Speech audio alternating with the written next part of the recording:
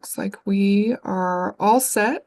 Well, welcome everyone, and we're so excited for you to join us for this webinar series presented by the Center for Ag Profitability. My name is Jessica Groskopf.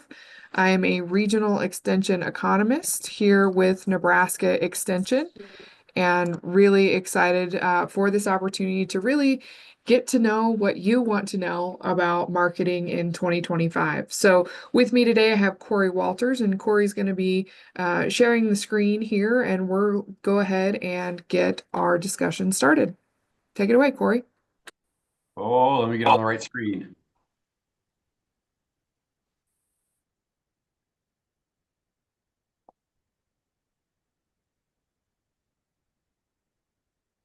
You got me?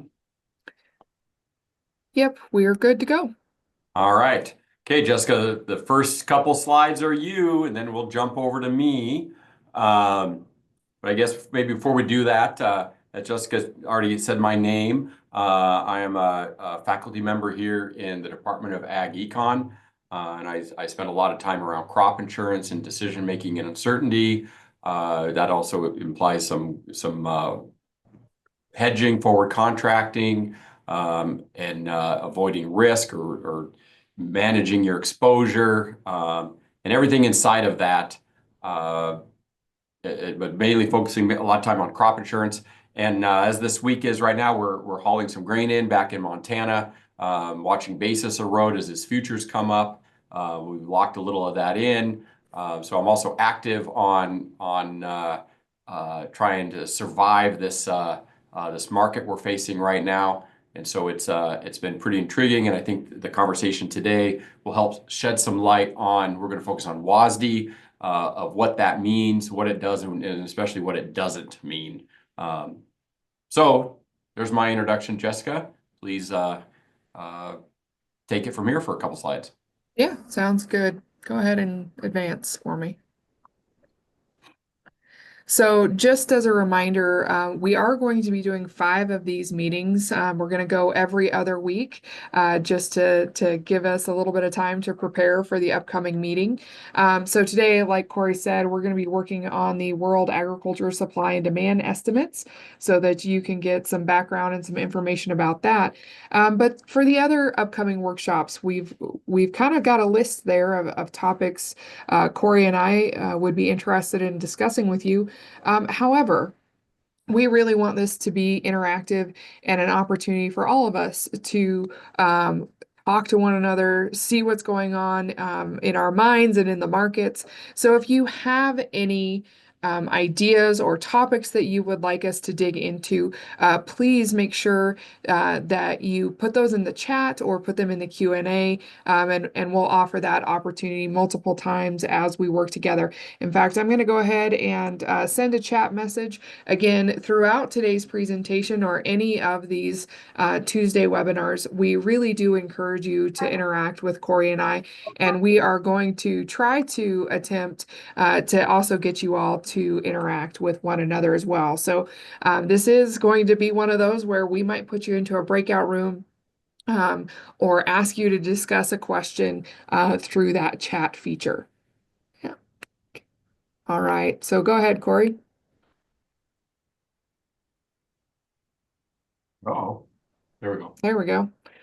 All right, so we wanted to bring this forward, and the first thing that we wanted to discuss is we're a few days out after the World Agriculture Supply and Demand Estimate report. The January report was released on January 10th, and so it's been a couple days, and we've kind of let that report settle.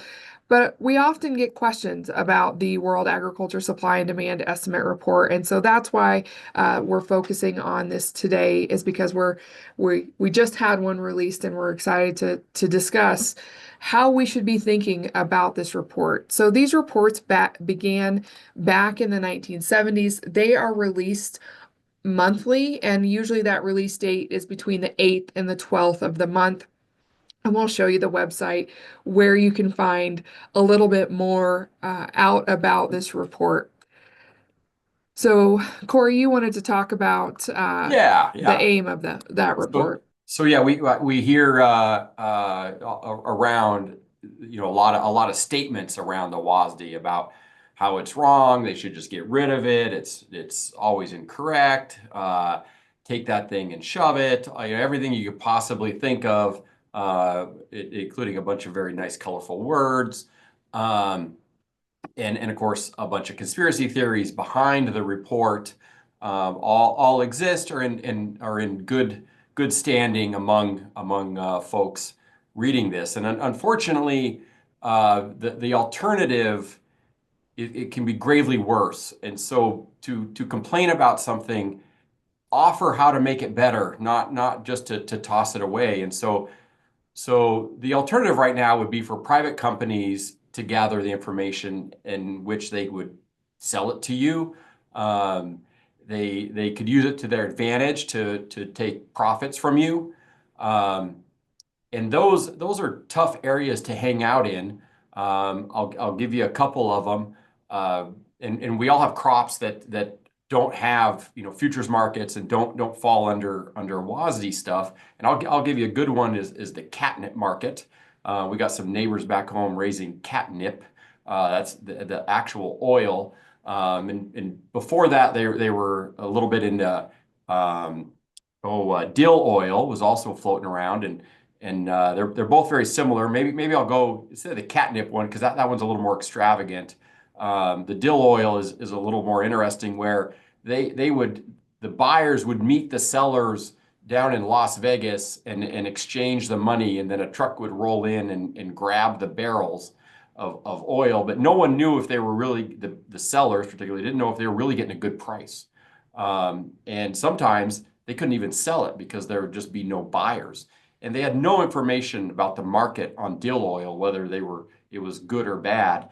And it cost some of them some money because they just couldn't survive the storage, and they essentially just couldn't survive the lack of information in the market. And it is good they didn't put a lot of acreage into it, but we do need to think too, what are those markets that we don't know a lot about, and how do we behave in those? And do we want to go back to that, if we didn't have the WASDE, or if we had to spend a lot of money to buy a report, in which we'll show you here in a little bit, the evidence suggests that even the private companies don't get this thing right. The WASDE is free to access, and that's very important. So it's made available at a certain point in time to everyone. It's not some first come, first serve.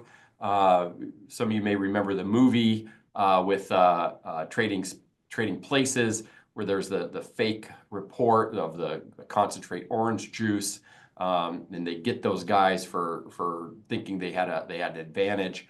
This thing's serious because there's a lot of money behind it, and there's been no evidence of that being abused in lockup. And I would encourage people to go participate in that. I believe it is possible. I've not done it myself, but I've heard of other people that have done it, and it's pretty impressive. Why does the WASDE exist? There's a number of reasons. Let's walk through those. So the first one is provide accurate and reliable information. And the word accurate has a distribution around it, just like the word estimate does. We're going to come to that in a little bit, but just think of it as they're trying to be as accurate as possible with the information they have. So again, it's okay to criticize. I have questions about it too, but I as of yet don't have a better alternative to this thing. And going back to no information, man, I don't like that right now. The WASDE helps improve market transparency because it's being provided by an unbiased source. It helps with policy and planning. It goes outside of just moving the market. It's also used by policymakers. There's economic forecasts created from it, so they can get an idea of what they expect to be happening, even though they know there's a distribution behind that. And again, forecasting distributions, that means there's errors. And we have to accept a world with errors. This is not the government being right or wrong. It's the errors are there, and they'll adjust as more information comes to get to truth as close as they can. It goes to improve trade and production decisions, and it improves risk management decisions, which is the primary focus for farmers, is now you get to see what you can do with the new information and how you react to that. And that's the essence of the WASDE, is to see what it does to price, and then you get to react to price. You may not like what it does. Maybe it goes down and you had some grain to sell. Or you may like what does and grains goes up, but it improves your risk management decisions because it gives you an opportunity because the price is adjusted for that. So the WASDE impacts market efficiency. It's accurate and timely data. There's a reason they put it out every month. And there's a reason it's available to everyone. And it reduces that information asymmetry. Picture a large ag company, perhaps they buy grain, who spent the money, resources to gather all that information. Would they sell it to you, or would they use it in their advantage and maybe very likely put you in a disadvantage financially? And it promotes informed decision making because now we have more information now. It also guides an efficient, effective use of resources. And like I said earlier, policymakers use the data to make policies, and we'll see some reports from the Economic Research Service and a link that demonstrates this. So Jessica, this one I think is for you. Yeah, so it's important to kind of understand how this WASDE report is built, and it's led by the World Agriculture Outlook Board, and then they have 9 interagency commodity committees, basically, that are responsible for aggregating all of this information. And I think what's really interesting about the WASDE report is it creates a global balance sheet, and that balance sheet is supply and demand. And so ultimately, that information is summarized at the bottom, basically with average farm price here in the US. So again, it's a little bit different in terms of its structure. It takes a little while to understand exactly what they're doing, and we'll show you the exact report that was done here in January here in a little bit. But I think this is, one of those interesting pieces where if we think about it like a balance sheet, right? Supply and demand, we have to make sure that both of those sides ultimately kind of equal to one another. And then using that information, they come up with the average farm price. Now, remember that the national average farm price is weighted by the quantity of production sold each month. So again, they're working through this process saying this much grain is going to be sold at this price, and that will ultimately be pulled into that average. So there was a question up in the chat of whether or not these slides will be shared following this presentation. And yes, we can share the slides after the presentation. And again, if you have any questions like that one, please don't hesitate to put them in the chat box. And one thing there, Jessica, on the global balance sheet, we need to think of the size of that forecast error as growing as we go further away from the U.S. We're here in a little bit, we'll show the number of data points they have in the U.S. And I'm reminded of the time when I was with some Chinese folks who were in their equivalent of the USDA. They were fairly high up. And I asked them, how do they get their supply and demand forecast for China? And the guy literally laughed at me and said, we wait for you guys to tell us what we have. And I'm not entirely sure if he was being serious or what, but it just is another reflection of this is an estimate, and there are ways to get to an estimate, but we should respect that as we move further away where there's less information, those estimates will have a larger range, especially with the one in China, because it's hard to understand what's going on over there. And I got an impression from those folks, they are not entirely sure either of what's going on, just because of the way grain is stored over there. So this takes a look at what data is included into this report. So again, it's not just looking at one specific number or values, right? We're trying to look across not only USDA, but we're also pulling in all of this other information. And Cory alluded to some of this in his last comment. So we're looking at the Agricultural Marketing Service, ERS, Farm Service Agency, Foreign Ag Service, and National Statistics Services. Those are kind of the five primary USDA pieces that are feeding in here. But we're also looking at things like weather data, satellite imagery, information from the Energy Information Administration, foreign government reports, and then we also have to look at trade data from the Census Bureau. So again, we're trying to feed in this information and summarize that into this one report on a monthly basis. So you can imagine the amount of information that is coming into this. And so that's something really important to keep in mind is the amount that's coming in. And again, as Cory said, the farther you get away, sometimes the more difficult it is to retain that tight distribution around that report.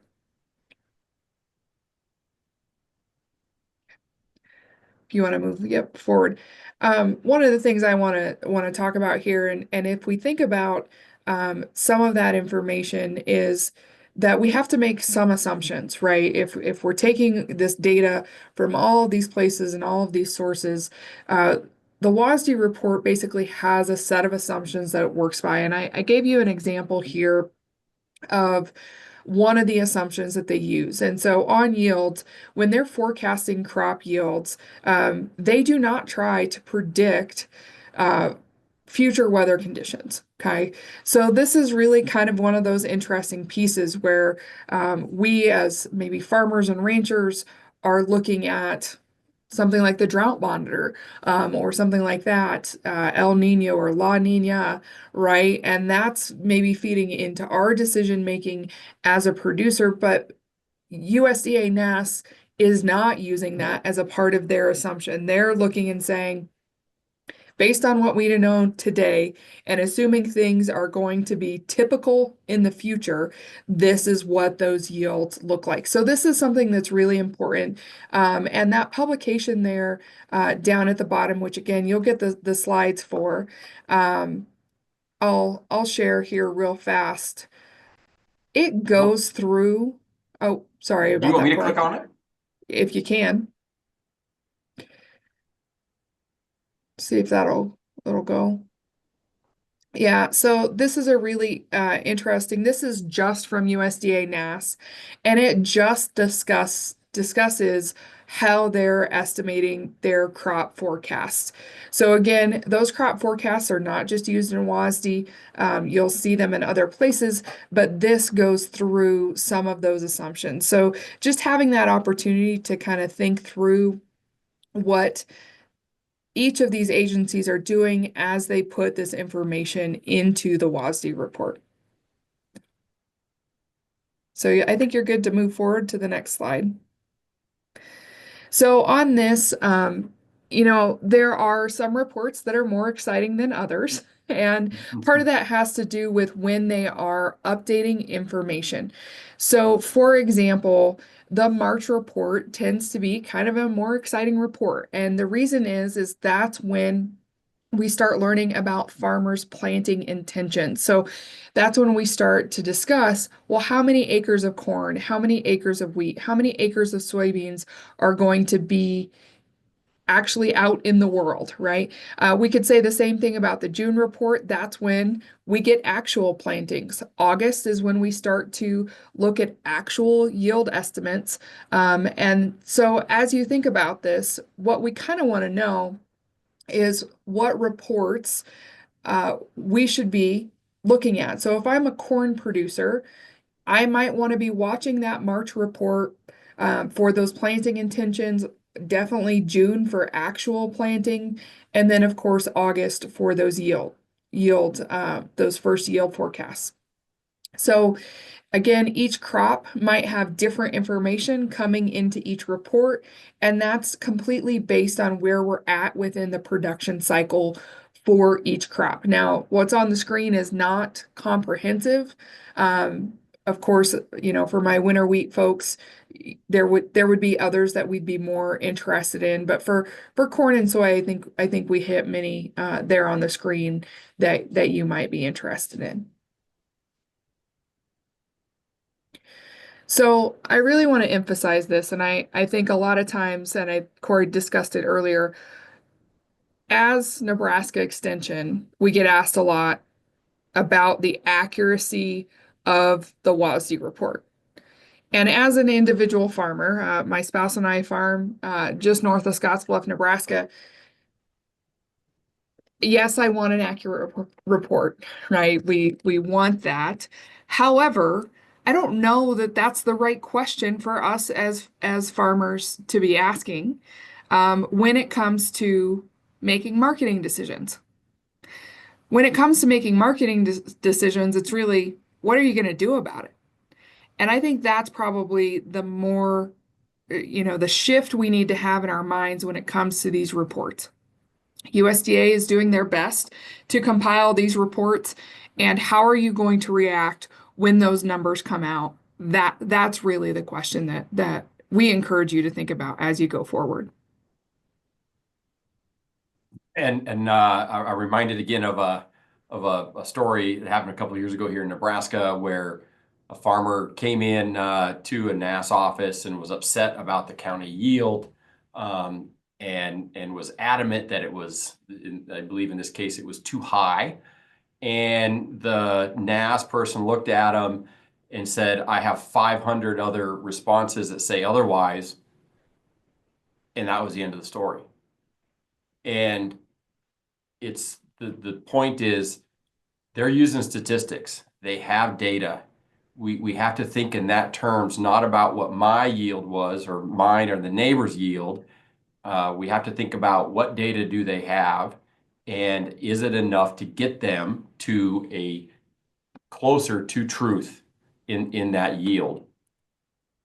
And that is what I show here.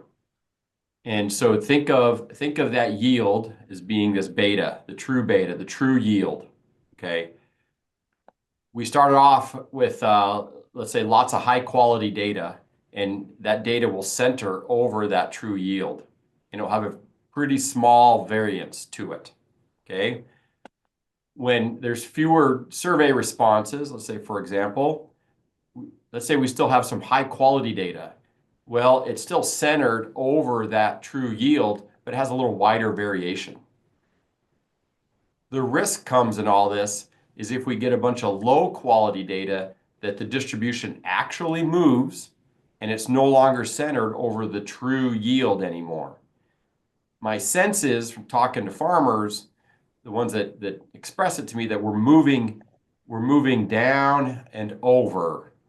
And I have no idea where we're at in that, because I hear a lot of farmers that don't respond to the surveys, but yet when you see the survey response numbers, there's still a lot of people responding to it. So perhaps my hunch is that people say they don't respond, but yet they still respond.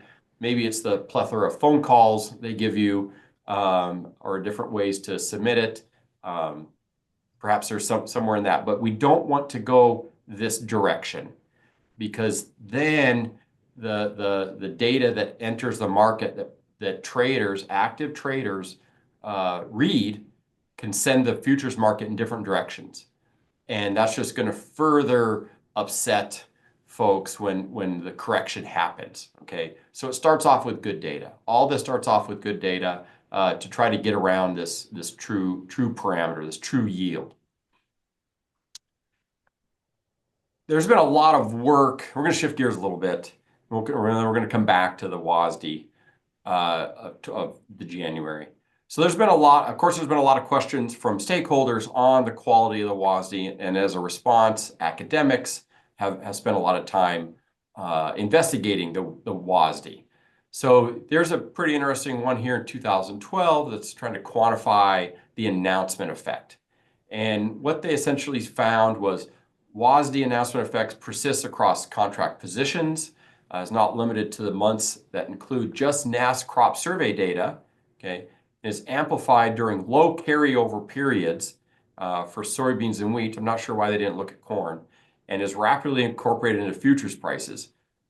These are things we commonly observe, okay? It is still a highly valued announcement. And because of that, it's going to move the market every time, especially when that report comes in, in a different fashion than what was expected. Here's another one more recent, just this last year. And this actually graphs the volatility of prices during the day at which the WASDEs released, okay?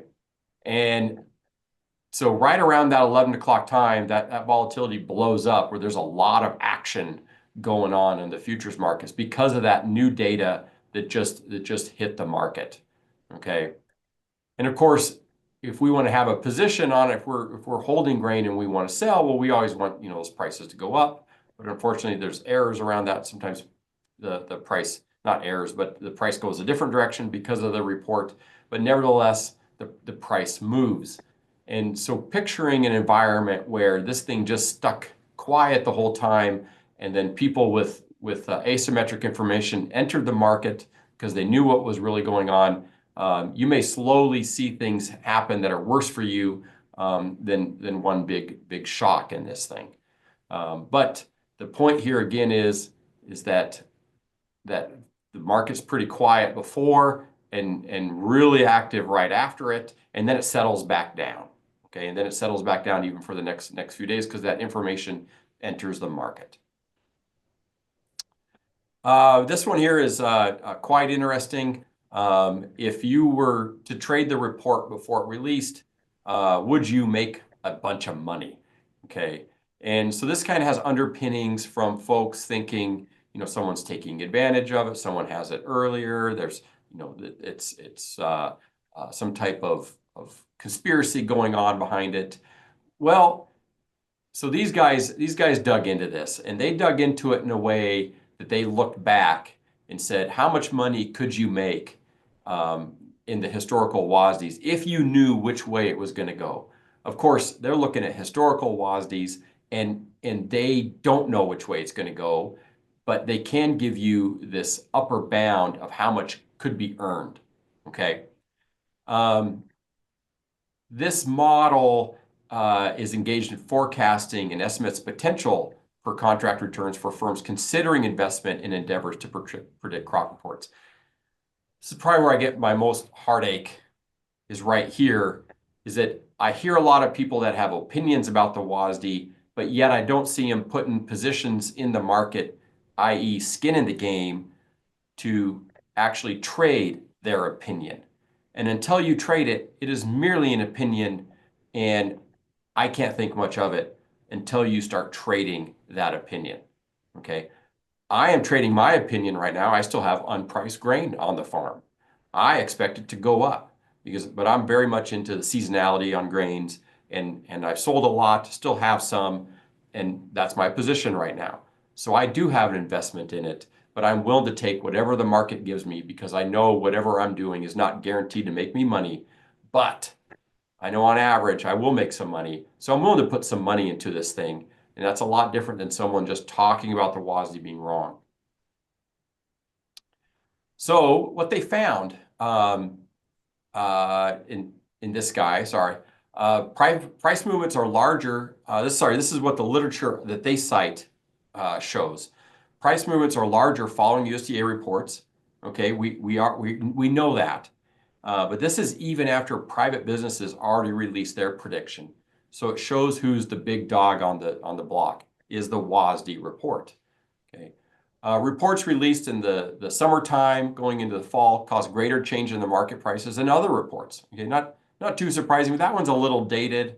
But the overall point here is that USDA reports matter, and they still matter today. So what did this paper find? So could you make money? Well, yes. You can have some pretty good returns in the summer and fall months, and the reason for the summer is just like as we know, every summer it's the critical growth stage influencing yield, and we don't know what the heck's going to happen. And then in the fall, there's information coming in about yields becoming available, And so then the market really starts trading that thing, and usually on the downward side.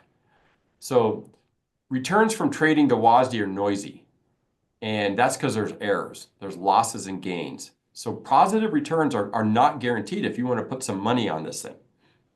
And then you have to take into account all the other information entering the market during these same time frames. Let's say trade stuff, value of the dollar, demand things from other places. It gets really complicated really fast because everything is entering that price. Okay, that price reflects all the active buyers and sellers, and so there's a lot of noise in that price. So WASDE research has impacted, been done in a lot of different ways. The clear big picture stuff is the report is respected by market participants still today. And the USDA forecast can improve with better information. And that is essentially right down the alley of high quality survey responses. If you want that to be improved, that's what you can do as an individual. Jessica, is this me or you? It's up to you if you want to go ahead and pull up the actual report so we can see the balance sheet, and pick a commodity, any commodity, whichever one you want to I do. did have the balance sheet in a couple slides. Oh, okay. Should we? It's up to you. Okay, yeah, let's keep going. So the most recent report was January 10th, and here's a link to the report, which you'll get a link to the slides. So we'll get a couple things out of this report, but before we get to the report, which is mainly what people focus on, let's talk about the data inside the report for a couple slides. So operator reported surveys. For the December Ag Survey, there was just under 74,000 responses. This was also a stocks report. So grain stocks, there was just under 8,000 facilities surveyed. Don't worry about the cotton here. For field surveys, this was back earlier in the year. This for yields prior to harvest, there was just over 3,000 surveys. Okay, so there's a lot of data here, and that data is over a large region. And so here's what that December 24 survey sample sizes look like by state. Okay, for Nebraska, there was just under 3,300 responses. Other states, Texas had 4,400, Oklahoma 2,500. Jessica picked up quickly that Wyoming had 600 here earlier. But there's some pretty good numbers here, almost 3,000 in Iowa. Missouri had over 3,000. So there's a lot of data going on here. And what we have to be careful with is when we see that data that comes out of the WASDE, if we're out here in Western Nebraska and we see certain things, we can't put our local lens on it saying that's everywhere else. And we're going to see that here in a bit of why it's important to consider, the WASDE takes into account what's going on over here in Indiana and Ohio, because there could be very different growing conditions that year. A little bit here on principal crops planted. They go over all these crops right here. I'm not going to name them all, and how they changed year over year. Nebraska came in very similar with no change, but some places really changed dramatically of these crops. So they're moving to things outside of the principal crops. Let's jump into the corn yield. So if we were, this is back on like where Jessica's at out in Western Nebraska. She doesn't see the 188 yield exactly, but that's what was averaged across the state. But yet when you move over into Iowa, they hit a 211 on average, and that's a record. Same with Illinois, 217, and that's a record. So there's some really good yields as you move in different directions. Arkansas down here is also a record. And that's important to understand, that we don't get to see what's going on out here. Even as Jessica pointed out earlier, if you had one friend in Illinois, they can't tell you what the state is what's going on in the state. okay? It's an average over that whole thing, and that's tough to understand, that we need to take that into account with those survey responses, okay? And then, of course, you get to see where the yields weren't so good. This is 34 bushel less than the prior year, the change. So a lot of variation here. Nebraska was up a little bit. South Dakota was up pretty good. Also a record. Um, Minnesota was down. So a lot of variation. Things are up and down, and it depends how weather goes in those states. Let's take a look at the industry expectations versus NAS. Okay, so at the beginning of the year, or earlier in the year, those industry expectations, there's a wide range of those things, and NAS came in kind of around it. They came in a little higher in it. And this last one, they were well below the industry expectations, which, if you notice, the industry expectations has quite a range in it. So they don't even agree what's going on, simply because they just don't have enough data to see what's going on, okay? And it's easy to complain that maybe the WASDE is wrong, but again, it's about data. Who has the data, okay? Here's the current corn supply and demand. My first thing is this guy up here. You got 23, 24. This guy's called an estimate. And then we got 24 going over to 25. And that guy's called a forecast. So the estimate has actual data behind it. And the forecast has almost zero data behind it. Okay, we're just starting this thing. So we're forecasting into the future. So put less weight on this guy because it is simply a forecast. Expect it to change quite a bit.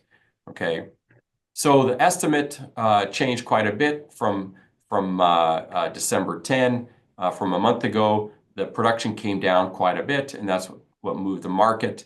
And we've seen that market recently move up. Okay, that's the big mover right there. Let's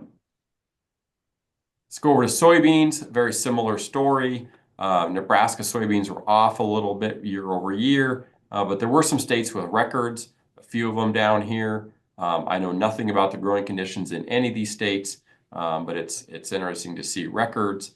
And again, large variation across them, where we're up. Sorry, I think I hit it South Dakota earlier. We were up on yields year over year. That makes more sense because last year, 2023, was fairly rough. Where South Dakota was down, North Dakota's up, Minnesota's down. So a lot of variation going on around here. And the USDA has to gather all this and put it into one number. Okay, and that can cause heartburn. Similar thing here with industry expectations, and then that NAS estimate, it came in a little bit less. And mind you, this is total production. I should have mentioned that on the corn one. This is everything.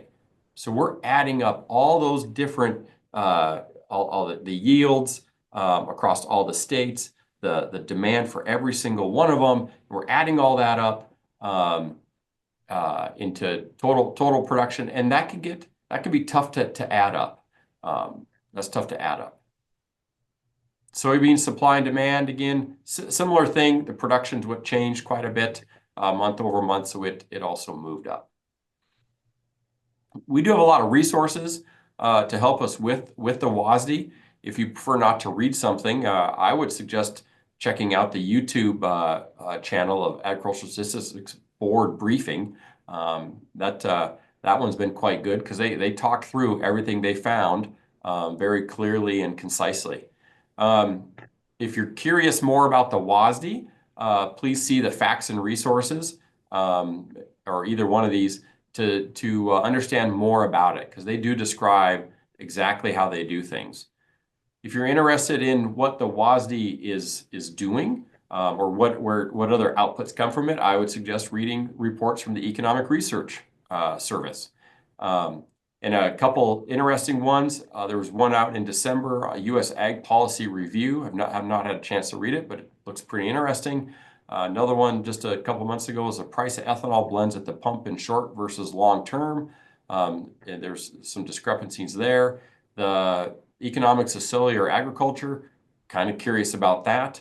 I don't know. Of course, you got feed outlook and you got the oil crops outlook as well. So they take even a deeper dive into this stuff. And again, this stuff's all free, so it's sitting there. Give you my take on the WASDE, knowing that there's a lot of grief around it. It is important because it influences your market. I'm commonly reminding myself, what would the world look like with less transparency? I'm not sure I'd like that because I would have to spend money trying to find out what is truth and what is not truth. Okay. And maybe other people would spend less or maybe spend more and get the wrong information and then be in a worse place. I'm commonly reminding myself to manage what I can manage. I know those WASDEs are coming. I know that June acreage plantings, prospective plantings in the spring, and then the June one is coming, and the market will move around that. Also with the grain stocks in there, so I'm ready for that. I know the market will move. It may not go in the direction I like, but it's going to move. So I'm going to be strategic in how I position myself before and after a WASDE. I actually like the uncertainty. I like that this information enters the market and I want to see what the market does. It may not always go the way I want it, but I am not immediately thinking bad things or good things if it goes against or for my position. I am accepting that as unbiased information, and I have to manage that. Okay, it is quite easy to give the WASDE a hard time, but it is much harder to help them improve. And they're under a lot of pressure to improve.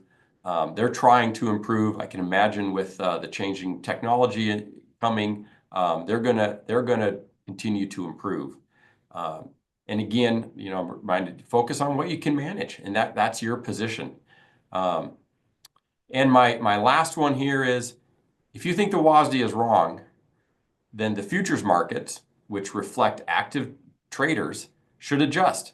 So I would ask anyone who thinks it's wrong, what's your position in the futures market if you think that thing is wrong? If you don't have a position, then that's your opinion. And I don't have time in my business or in any business to worry about opinions. I have to deal with facts. And those facts are that futures market. I have to deal with that thing. And I'm going to be very strategic with that. And I need to clear out the noise so I can make good financial decisions to manage my farm and to make sure I'm profitable and successful into the future. Awesome. Well, thank you, Cory, for sharing that. I am going to go ahead and put Cory and I on spotlight here. We did have a couple of questions come through the chat while we were presenting. So again, if you have questions, we really encourage you to include them in the chat. One of the questions was about whether or not basically that USDA WASDE could impact cash rental rates. And we do know that projections of crop prices can influence rental rates, right? So as a farmer, I'm going to set this expectation of what I think that I will receive for my crop. And so as I go into that negotiation with my landowner, I'm going to have that in the back of my head as I negotiate this cash rental rate. If you want to learn more about land values and cash rental rates, and actually about how commodity prices, both crops and livestock, potentially impact those rental rates, I encourage you to check out our website, cap.unl.edu/land, and that has the Nebraska Farm Real Estate Report, which is a really great place for you to learn about that information. Now, do I have something that, where we plug in WASDE numbers into a spreadsheet that tells us cash rental rate expectations? No, we don't have something like that. There are other extension services across the country that do have some information, spreadsheets, etc., that you can do that, but we do not. The other question here was about yield forecasts and weather assumptions. I went ahead and put that document in the chat. It's a scant 17 pages about how USDA NAS uses that data and that information and goes into those specific assumptions around production forecasts. So rather than us rereading that to you, I would encourage you to check out that PDF. So with that, And go ahead, sorry, Cory. what I read there, though, Jessica, was that was a yield forecast for the upcoming year as well, where they're just focusing on trend. So again, I'd have to read into the exact piece here. I'm But looking at per this guy Yeah, right here. yeah. So it says here that the production forecasts have two components, acres to be harvested and expected yield per acre. And then they Mhm. talk about how they either do or don't integrate information into that through those assumptions. Okay. So again, I would assume that's on the forecast side rather than the estimate side. Okay. So again, we're going to open it up for questions. You can either type those in the chat or you can actually unmute yourself and turn your camera on if you would like. Cory and I are happy to take any questions that you may have. Or hear about your experiences with the WASDE or how you view it.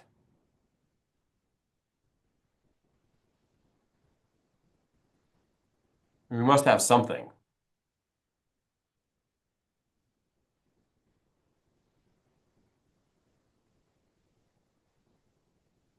Now's your chance. I just thought it was nice to have a bullish report for once. See the Okay. market go higher. Sometimes we have to wait around for those a bit. Yeah. And it's when there's record yields, I'm back on the corn record yield map. I count 1, 2, 3, 4, 5, 6, 7 states last year that had record yields. It's that can have a long tail to get through before prices start going back up.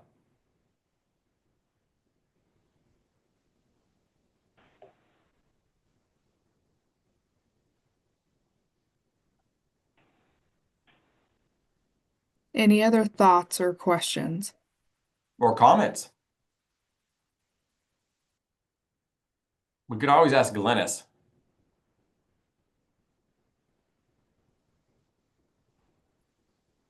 I'm All thinking. right.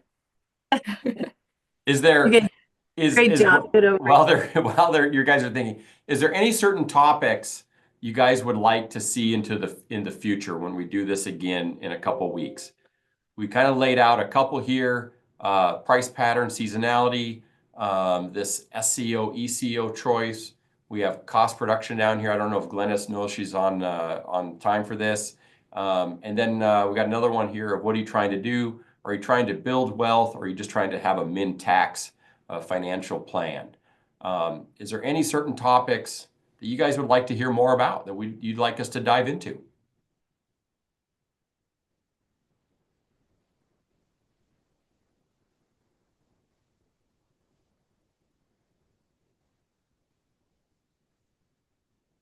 Must be something. Okay. Well, we got 2 on basis. All right. Yeah, I think that they're on the screen showing what the next couple weeks will be like, or next couple meetings. I think will be good. And yeah, basis, which I'd imagine that'd probably be kind of touch right in with the seasonality price patterns. We can add that in. Absolutely. Awesome.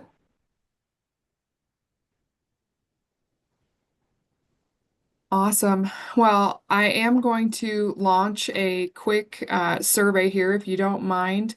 Let us know what you thought of today. That should be showing up on your screen there. And again, if you have any questions after today, or if you want us to bring up some different topics than are what on the list, feel free to leave those in the chat. We did have one comment that came in as this survey was up. So please go ahead and work on that survey and we'll answer this question. And Cory, I'm gonna kick it to you. And the question is, how much influence does South America have? Oh, that's a fantastic question. I do not have a solid answer for that. Besides, we know that the Chinese are investing more in ports and rail infrastructure down there. That's intriguing, although the system, is not super well developed. Their production prospects are growing, and they face weather just like we do. So I'd say it's growing in influence, but as far as where it's at, I couldn't tell you. Besides, it will always lead to volatility when something negative happens down there or something positive happens down there. And of course, as we know now, they're in their growing season, so it's more supply coming on the market soon.